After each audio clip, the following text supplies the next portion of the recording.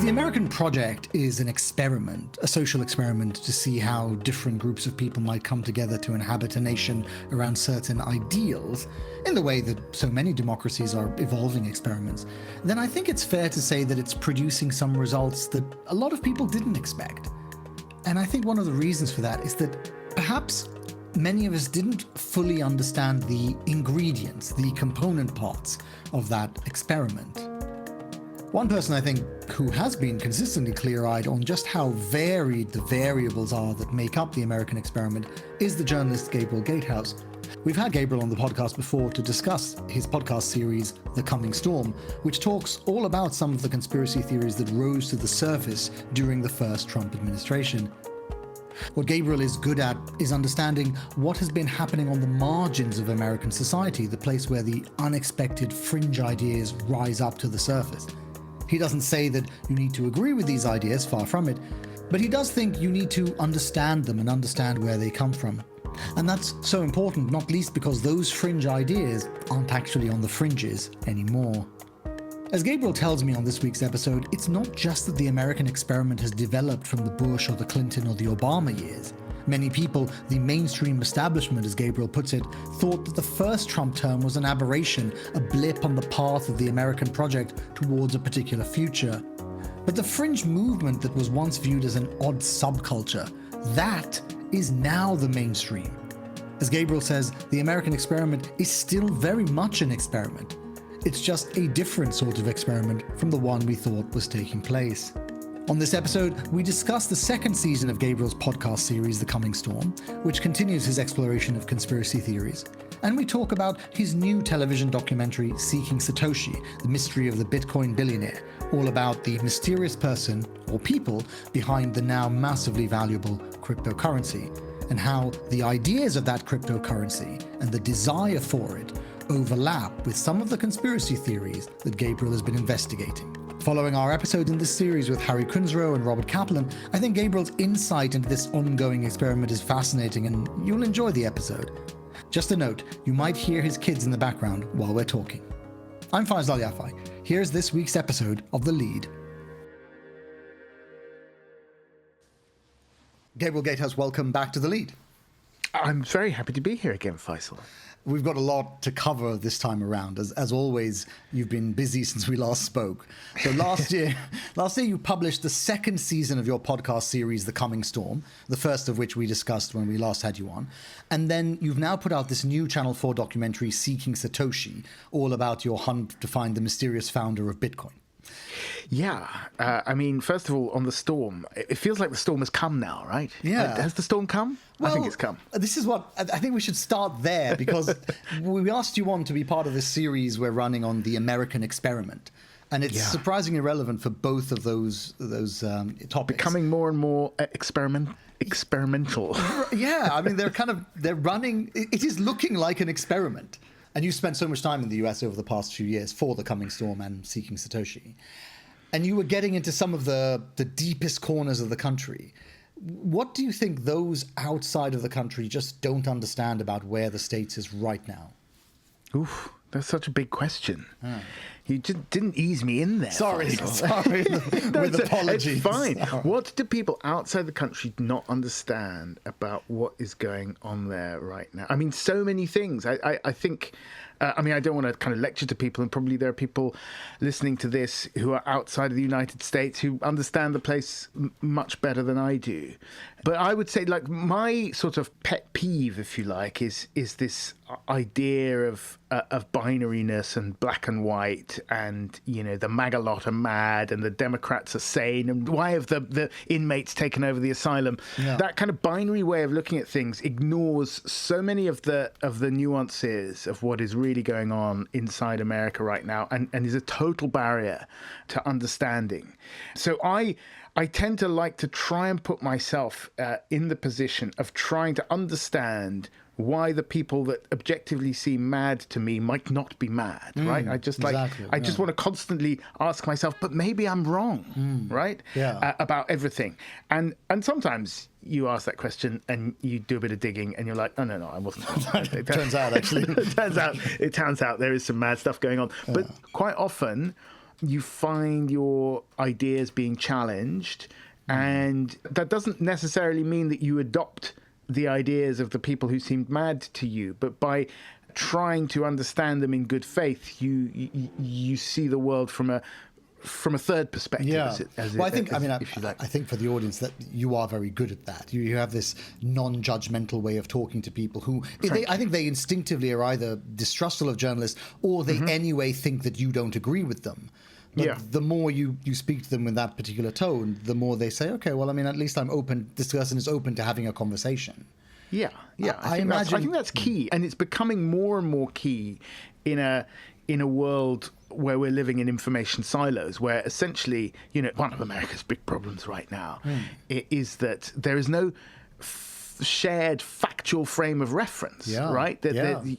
One half of the country believes that the other half is dismantling democracy as we speak, and the other half of the country believes that they've just taken power and have narrowly averted the dismantling of democracy. As I said, there's no shared factual frame of reference, right? Yes. That black is white and white is black and big is small and war is peace and all the other Orwellianisms. Yeah. And actually, funnily enough, we were discussing this with some of our colleagues in the group chat about the current situation with tariffs, whereby when Trump puts on tariffs, people say, oh, brilliant, jobs are coming back to America. And then he takes off tariffs and they go, aha, the art of the deal. And it's just, and this is what you're suggesting about a lack of a shared framework. It doesn't matter what the facts are. They are going to find a way to twist it towards their own particular ideas. Yeah, correct. I think that's right. And I think the only way to survive this new period is to rip yourself out of your own information silo and dip a toe into some of the other information silos, and then it's all right. You can come back home afterwards to your comfortable place. But what you can't seem to do is find a bridge between the two. There doesn't seem to be a space in the middle, like a Venn diagram. There isn't at the moment. I think that's the weird thing. But I think the more that people dip their toes into other people's information silos, the more the possibility arises of such a bridge appearing. Do you think that any of the people you've spoken to who are very particularly in favor of Trump, do you think that they look at what's happening recently with the signal messaging scandal or the trade wars, and do they think it's filtering through to them? Do they think that this is chaotic, or do they just simply not hear about it or believe it? Well, I mean, on the signal thing, there was a sort of feeling amongst most of the MAGA people all the MAGA people that I know and have been hanging out with over the past 2 years, that this was a minor confected media firestorm, confected by the establishment media that never liked Trump in the first place. Now, let's just put aside the fact that these same people 8 years ago were jumping up and down talking about Hillary and her email servers, and that they, at this point, thought this was a very big deal. But yes, there you go. There you have it. The way they saw the signal thing was as something that was kind of being used to bash Trump in a way that was not surprising to them. That's the way they saw it. I think the trade war stuff is more complex because, and you can see a split going on inside the MAGA movement there. I mean, it's rife with splits. We had Elon Musk calling Trump's trade envoy, Peter Navarro, was it dumber than a sack of bricks? I think that was the phrase. They called him a moron, I think, at one point. A moron and dumber than a sack of bricks. And then he apologized to the bricks. I didn't see that. Really. No. I think that is actually what he did. And I think Marx is becoming more and more relevant under Trump, funnily enough, as the man who was like, we're battling the Marxists and the socialists and Kamala's a Marxist, all this kind of stuff. Yeah. Like, the only way to understand Trump, the dynamics at play right now in the MAGA camp, is through seeing this as a battle between capital and labor, right? So it's kind of a very Marxist way of looking at the world. But this is really what is in play. You've got your Elon Musks who are in the capital camp, and they are saying, we want a certain amount of immigration in order to attract talent to the United States. Don't use your tariffs as such a blunt instrument. We want to prioritize capital because, surprise, surprise, these guys are big capitalists. But then you've got the sort of Bannon wing, if you like, of the MAGA movement, which is all about renationalizing American jobs on American soil, right? It's about prioritizing labor and trying to recreate, make America great again, quote unquote, the way it was with a kind of 1950s manufacturing base. And so those two things which coexist within the MAGA movement are in constant tension. And you kind of get the feeling that Donald Trump is coming down on the side of, well, is he coming down on the side of Labour? He did this kind of 90-day pause on the kind of bigger tariffs, so maybe he's hedging his bets. But he did seem to be leaning towards the kind of nativist Labour camp, if you like. My instinct is that the capitalists will win. But I do think this is going to be probably one of the big dynamics in American politics. But do you think in the short to medium future? Yeah, you talk about those ideologies. Do you think that those ideologies are real, or do you think Trump just enjoys being the, as W. Bush said, the decider? He likes to have a team of rivals around him, and then he can decide one day, okay, I'm on Navarro's side, and then the next day I'm on Musk's side, and he just enjoys that jockeying from his colleagues. Oh yeah, I think in the case of Donald Trump, the man, I think he likes that. He likes the power. He likes the idea that these various different camps are coming to him and kissing the ring and bending the knee and hoping that he will take their side, and he can then listen to them all like some kind of feudal lord of yesteryear or perhaps the near future, and decide, as you say, and make the deal, right? Be the man who can cut the deal. Now, I don't think Donald Trump has any ideology in him at all. His overriding ideology is Donald J. Trump, right? That is the only thing that matters to him.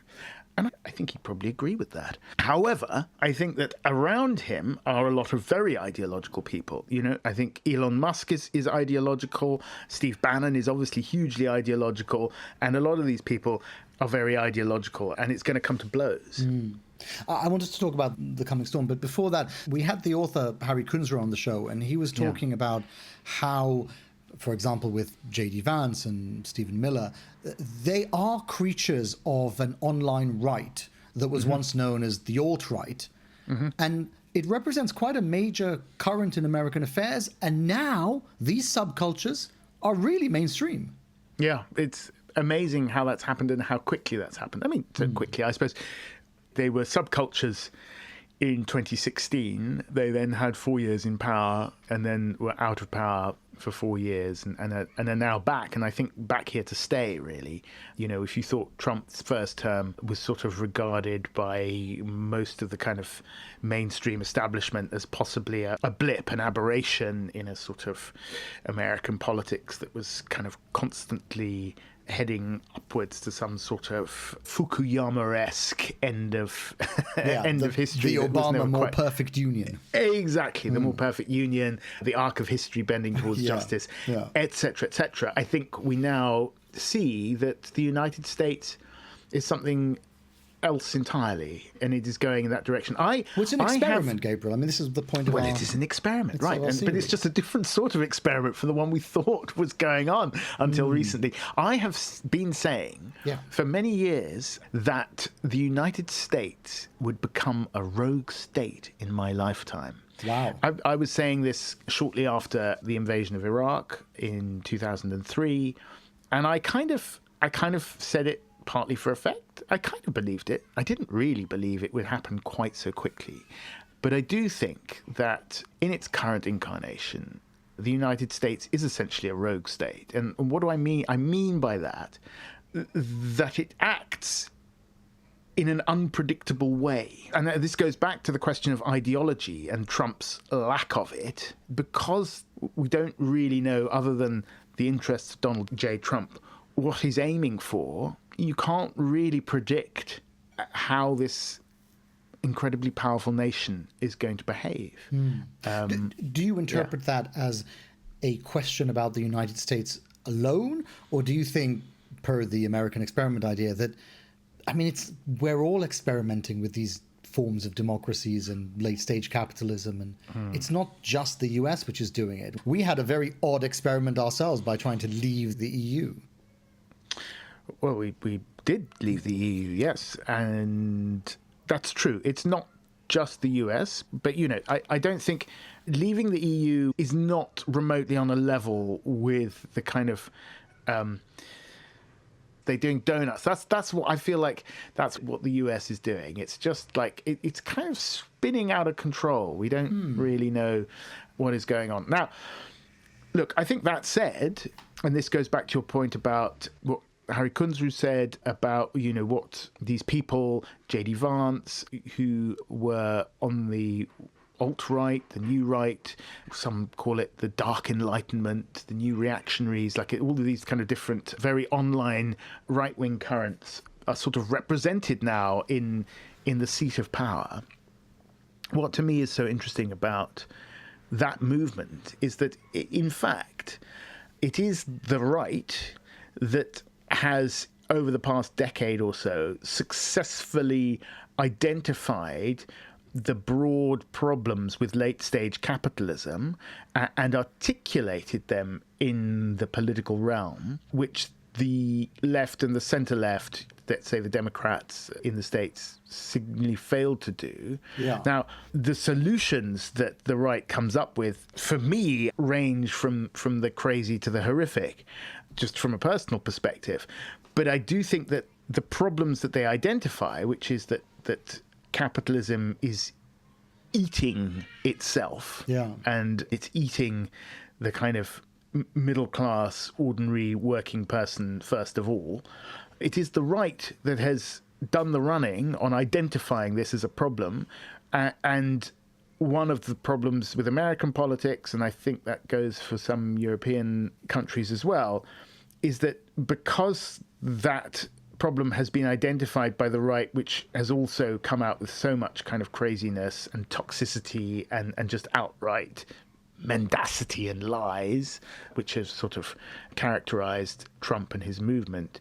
The instinct has been amongst the centrists and the centre-left to go, no, I'm not listening, there's nothing wrong, everything is fine, just leave it alone, stop tinkering with the system. And, the fact is that the system is not working well. So the left has run out of ideas, I think, is a sort of a compelling argument to make, I think. Yeah, well, I think maybe the way to say it about the left is that electorally they have not been able to win on new platforms. How about that? That's right. Well, let's park that, because I'm really quite keen to come to your second season of The Coming Storm. And I want to, normally at this stage, when it's something like a second season, you say, oh, spoiler alert. But I plan to give away the biggest revelation from season 2 immediately to the audience, which is that you've never seen The Matrix? That's not the biggest revelation. I had never seen The Matrix. I have now. I watched. My producer made me watch The Matrix basically before we got going on The Coming Storm season 1. She was like, "We can't make this series if you haven't seen The Matrix." And when I watched it, I was like, "Oh my God, I can't believe I even came up with the idea of making this series without having seen The Matrix."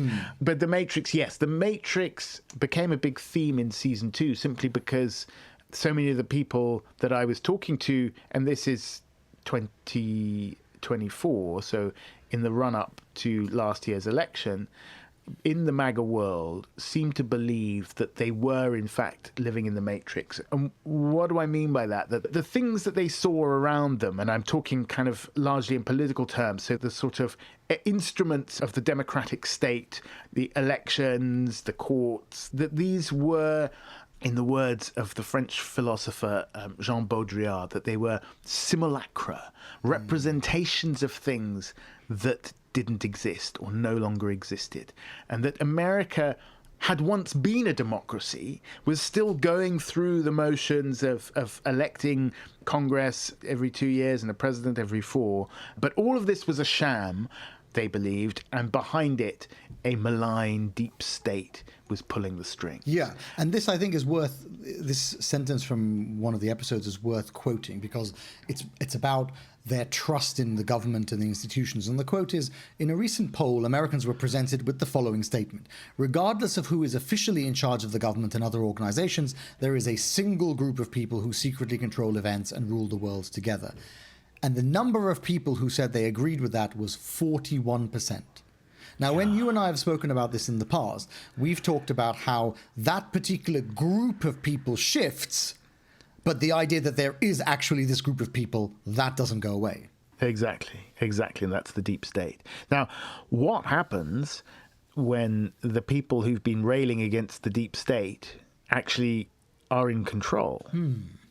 Which is what's just happened. Yeah. And I think we don't know the answer to that yet, because in a way, Trump is still in his sort of honeymoon phase, whereby he's still in his vision doing the hard work of dismantling the deep state. And he sent his FBI director, Kash Patel, who's a big deep state believer, and to clear out the deep state elements in the FBI, et cetera, et cetera, et cetera. Yeah. But I wonder what does that look like 3 and a bit years down the line as we near the end of this? And to what extent is the system, or the deep state, if you will, is it resilient? Does it survive? Or to what extent can it be dismantled, and what are the implications of that? And to some degree, I mean, if they're planning to run again, whether it's Trump or whoever else, presumably they're going to still need to use that argument that we need to continue to oppose the deep state. We haven't finished dismantling it. Yeah. I mean, I think I have long hesitated to use the F word, and I mean fascism, but all kind of fascist totalitarian systems need an enemy, and preferably an internal enemy, an enemy within, in order to use as an engine for their continued growth and survival in power. So I think that is likely to be a characteristic, I think, of this going forward, that they will have to keep identifying those internal enemies. On the point about the deep state, we had the writer Robert Kaplan on the pod, and he said actually that those associated with the deep state should be lauded, in his words, as key components of the engine of American power. The quote was, "As a de facto empire, America has crises every day in Azerbaijan and Cyprus and Georgia and Sierra Leone, but it's the deep state, the so-called deep state, that manages these crises." And I wonder if... That's interesting. Yeah. I mean, he's referring to the kind of bureaucracy, but I wonder if, in a way, is it a rebranding of the deep state that suddenly people are in favor of this? Because the whole point of the deep state, whichever side of the political spectrum you're on, the whole point of it is that it is opposed to the exercise of democracy. Well, I mean... where are we at here? Was this guy Kaplan, was he in favor of the deep state or against the deep state? Well, Kaplan generally is in favor of American power. So he doesn't think that the idea of dismantling the deep state is a good thing. He thinks that we need the deep state because we have these crises in all these countries, and for some reason America has to intervene everywhere and always. Can we stop calling it the deep state? I mean, I feel like I've stepped over to the other side. Can we call it the administrative state? Let us say. Well, before you answer that, but just about this term, the deep state, you're right that it actually has really entered the lexicon to the point where I suspect for someone like you who spends so much time with these online communities, you really have a sense of what people mean, the conspiratorial nature of what they mean by the deep state. Whereas when it's kind of entered the lexicon, actually through, most of Trump supporters, it means what you just said, the kind of administrative bureaucracy. Yeah, I mean, I think there is a spectrum, right? Some people believe that, and this kind of goes back to QAnon, that the deep state is essentially a cabal of Satan-worshipping paedophiles. Yeah. And others believe that it's federal government agencies, or in this country, quangos, quasi-governmental organizations. The EU bureaucracy as it was. EU bureaucracy. Yeah. It shifts and morphs. But basically anything that is not subject to pretty much direct democratic control. And this, I think, speaks to a kind of fundamental question about what kind of democracy can we live in, do we want to live in, especially when you're polity gets quite big, right? You can have a lot of direct democracy if it's a very small bunch of people, right? If you're just talking about deciding what you're going to do in your the block on your street, you can essentially get everyone involved who wants to be involved and decide, right? And everyone can have a say. When you're talking about a country the size of Britain or the United States that is operating within a globalized economic framework where for all of your kind of whatever you might want to do as the democratically elected leader of your country, you are constrained by economic realities, many of which are decided outside of your country. Yes. This idea that democracy is supreme becomes a kind of illusion, a simulacrum, if you like. You know, I think democracy, especially in America, is fetishized as this thing. Right. And in fact, there are so many constraints to our democracy, many of them economic, but some of them just administrative. It just wouldn't work if every little decision of every council, of every government agency had to be subjected to a democratic mandate. Sure. It's impossible. It just wouldn't work. Yeah, impossible. Right. So it's a kind of fundamental question about democracy and does it work? And I think, you know, some of the people on the new right, some of the people that people like J.D. Vance likes to read, like Curtis Yarvin, and a blogger who blogged under the pseudonym Mencius Moldbug, who Harry Kunzru will know all about this, his sort of area of expertise. But these people believe that democracy is inherently not the best way to run things, and they want to go back to a dictatorship or a monarchy, as they like to sometimes call it, an enlightened dictator. And you have people talking about how America needs a Caesar to cross the Rubicon. Yeah. Well, though this has rather happily given me the opportunity to do what Trump likes to call the weave. Because I need to find a way to jump onto your television series Seeking Satoshi, but actually from the podcast series there is an overlap into crypto, which is this idea that you explore in episode 5 of the network state, and it's very much related to what we were just talking about this idea. Well, you should explain it, but the network state is the idea that some countries like the US will do what in time? Well, the democracy is going to die. And quite quickly, and the dollar will go into hyperinflation, and crypto will become the de facto currency, maybe Bitcoin, maybe a different cryptocurrencies, or maybe a bunch of cryptocurrencies. That and other new technology will strip the nation state of its ability to carry out its normal functions, collect taxes, build infrastructure, keep people safe. And so the nation state as a concept will collapse. And in its place, this is not my idea, by the way, it's a sort of subset of the MAGA movement, popular amongst some tech people. In its place will rise the network state, which is sort of franchised city-statelets that will pop up and provide the services that nation states are no longer providing. The best way I can sort of, if you imagined a world in which you could choose your citizenship the same way you choose your gym membership, basically. You go, oh, I quite like the Virgin Active package, and they've got, branches near to me and near to where I work, so I'll sign up to Virgin Active. Or I don't like their terms and conditions, I'll just pick. So there's a real movement towards this amongst some of the people, the kind of the Silicon Valley types in the MAGA movement. And the implications of that is basically that democracy is over, and it's a world run by CEO kings who are answerable to their shareholders. Yeah, and as part of these, it's a series of ideas. It's not especially thought through just in one direction, because there's also a financial element, and the financial element is Bitcoin or some version of cryptocurrency. Yeah, and so you had this recent documentary TV series called Seeking Satoshi, in which you tried to uncover the identity of the founder of Bitcoin. Now, the founder of Bitcoin, quite famously, this apocryphal character.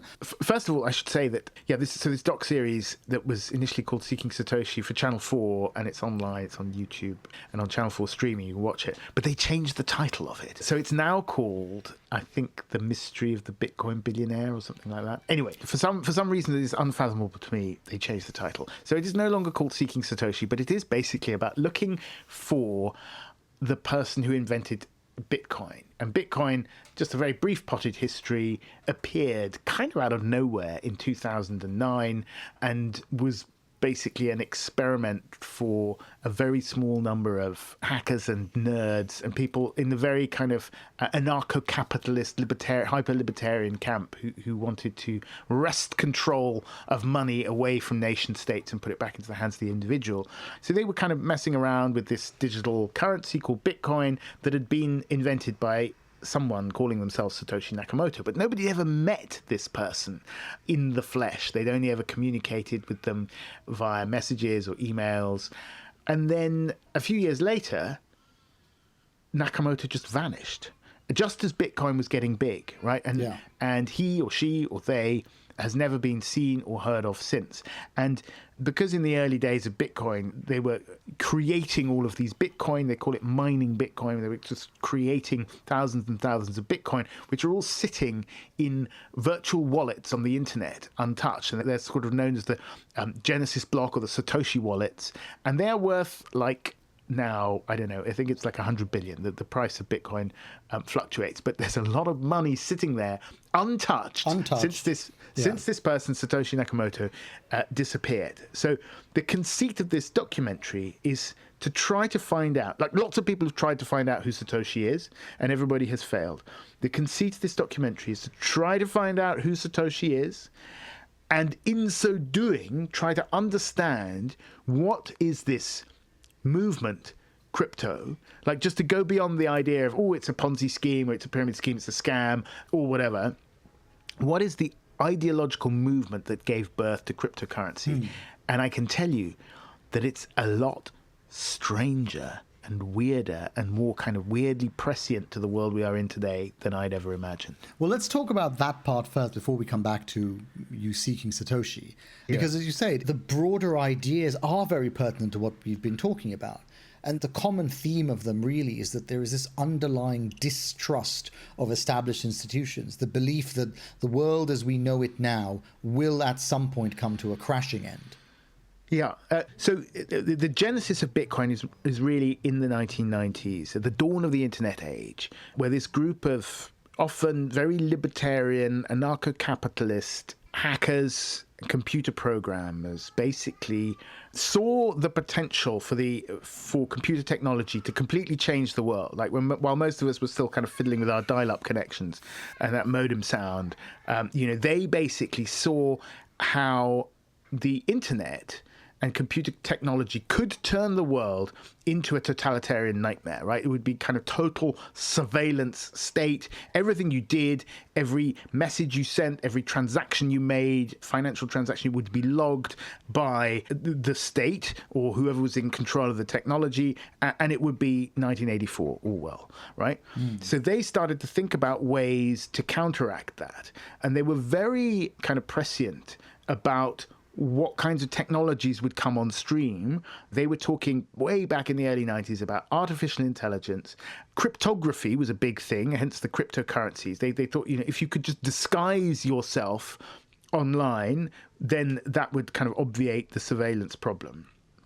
And they started to work, some of them, on trying to create a digital currency. But digital currency was only part of this movement, which genuinely believed that new computer technology was going to change everything. And I mean artificial intelligence, space colonization, transhumanism, merging humans with machines. Yeah. The kinds of things that these guys were talking about in the early 90s, which seemed absolutely batshit crazy back then, but is now they're all happening. Stuff that is happening, right?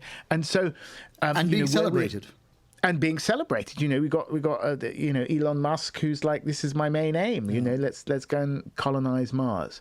So one of the kind of weirder places we end up in this documentary is in a chronic freezing facility in Arizona, because one of the people who might turn out to be Satoshi Nakamoto might have died, but had himself chronically frozen in the hope of being reawakened sometime in the future. Yes, and so I've been interested in Bitcoin and Satoshi for a while.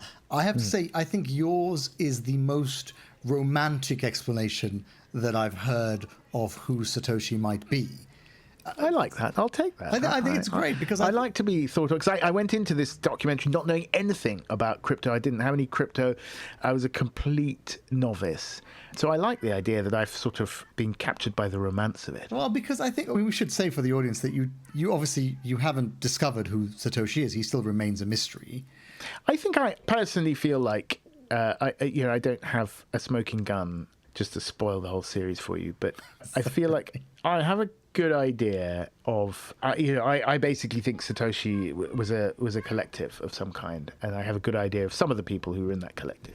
Well, tell us about Hal Finney, this person that you were talking about whose head has been preserved, because I think the beauty of it, the romance of it, is that there's an explanation for what is perhaps the biggest mystery of it, which is, if Satoshi exists, why is there still 100 billion untouched? Because as you and I were talking pre-conversation, people's lives change, but it's been 16 years since that money was created. And in 16 years, surely somebody somewhere, if they are a real human, surely somebody can find a use for 100 billion. I mean, a lot of this is about Bitcoin lore. Bitcoin is a movement as much as it is a sort of, or a currency or whatever you call it. Some people might even call it a cult. There are the so-called Bitcoin maxis who are just like absolutely dedicated to seeing Bitcoin become the global currency. Yeah. And they talk about they refer to all the other cryptocurrencies as shitcoin. So there's Bitcoin and shitcoin, right? So, but there is a sort of fundamental tenet of the Bitcoin movement is that you hodl, in the parlance. You hold on to your stash of Bitcoin. You do not sell under any circumstances. Hold on, right? for dear life. Yeah, exactly. The other thing is that in the kind of lore of Bitcoin, Satoshi being anonymous is seen as one of Bitcoin's great strengths. So many people told me that if Satoshi were not anonymous, if the FBI or the deep state, to go back to that, knew who Satoshi was, they would have taken him out, chucked him in jail, and taken down the Bitcoin project long ago. So this whole idea of remaining anonymous is part of this battle against what they see as a totalitarian state.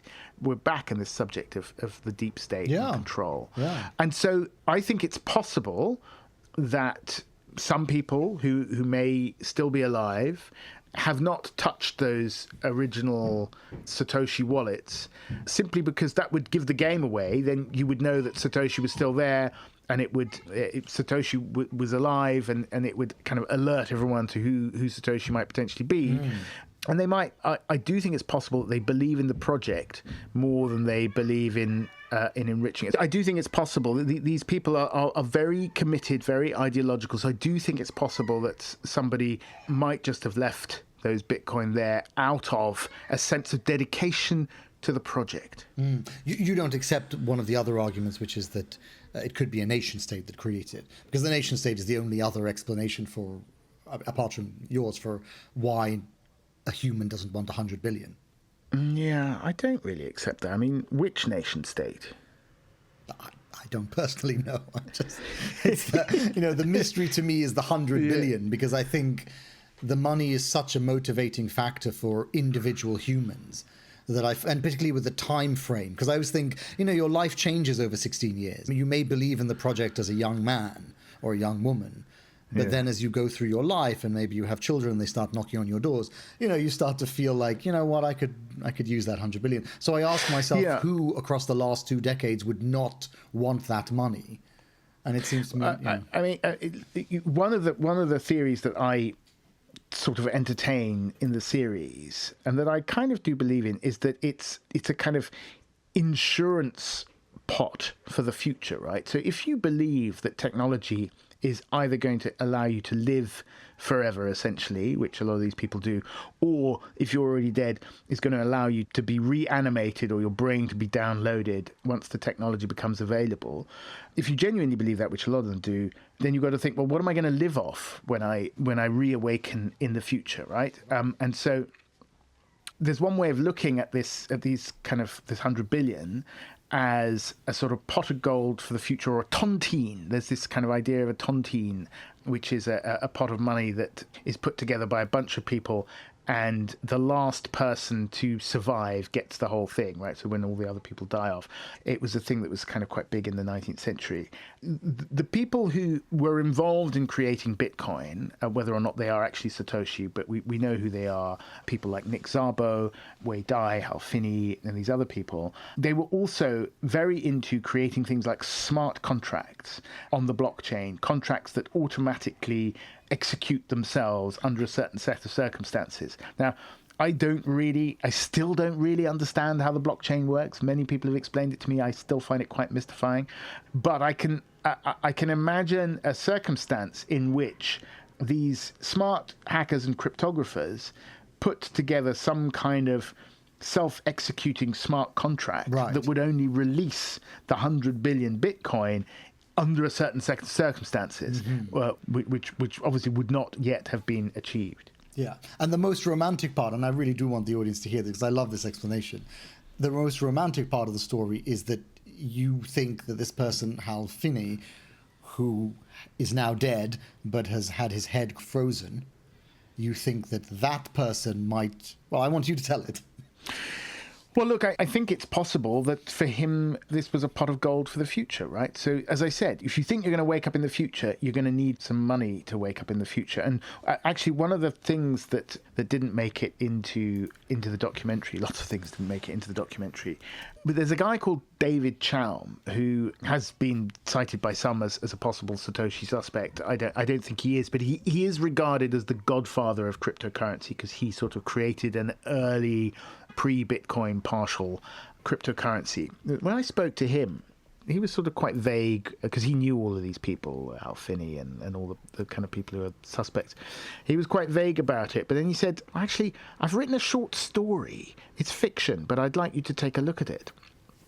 And I did take a look at it, and it concerned exactly that scenario. A man who had been a computer software engineer who had been cryogenically frozen and woken up in the future. And he was trying to find his bearings and trying to find his bank account, basically. And all the kind of circumstantial details sort of added up to this idea that, perhaps partly Hal Finney, but partly a bunch of other people had put this stash of Bitcoin aside as a wealth fund for the future. When they reawaken in the future. Yeah, it's like the way I sort of understood it was like, when the pharaohs died, they had themselves buried with their treasure because they would need that in the afterlife, right, to go on living. And I kind of, in my, as you put it, romantic way, think maybe that's what happened with the person or persons who invented Bitcoin. I wanted to end because I kind of wanted to go back to the beginning with this because I wonder, and we touched on this a little bit, I wonder if this rejection of mainstream financial institutions also ties back to a much wider issue, which is the long tail aftermath of the financial crisis of 2008. Now, you and I have lived through various iterations of that aftermath. And in a way, the crisis never really went away. It just morphed into various political movements. And I think we're still, to some degree, dealing with that aftermath. Do you agree with that analysis of it? Completely. And not only did the crisis not go away, but the system didn't change, right? So in a way, we learned nothing from what happened in 2008. We bailed out the banks and we, with a few minor tweaks, reinstated the exact same system, which, as Yanis Varoufakis quite astutely identified, consisted of socialism for financial institutions and capitalism for the rest of us, right? Yeah, so, yeah, these banks and other financial institutions take huge risks and create vast wealth, some of which trickles down to us, but, kind of most of which flows up to a very small number of people.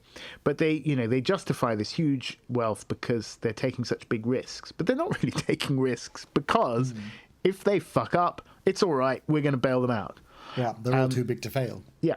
So, and that system is still in place. That is the system. And in a sense, that is at the heart of the whole kind of revolutionary movement, even though I think a lot of people who are in the MAGA movement might not necessarily identify it quite as such, because lots of these MAGA people are quite contradictorily proclaim themselves to be fervent capitalists. But at its heart, I think the MAGA movement is a sort of anti-capitalist movement that quite counterintuitively has come out of the right rather than the left.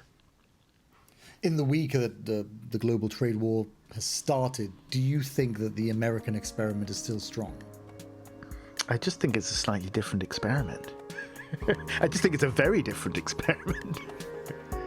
Gabriel Gatehouse, thank you very much. My pleasure. Thank you. This has been The Lead from New Lines magazine. Gabriel's latest documentary, Seeking Satoshi, which is also available as The Mystery of the Bitcoin Billionaire, is streaming on Channel 4 in the UK. You can listen to his podcast series, The Coming Storm, wherever you get your podcast. This week's episode was produced by Finbar and hosted by me, Faisal Al Yafai. For more like this, subscribe to The Lead on your favourite podcast app or visit our website, newlinesmag.com.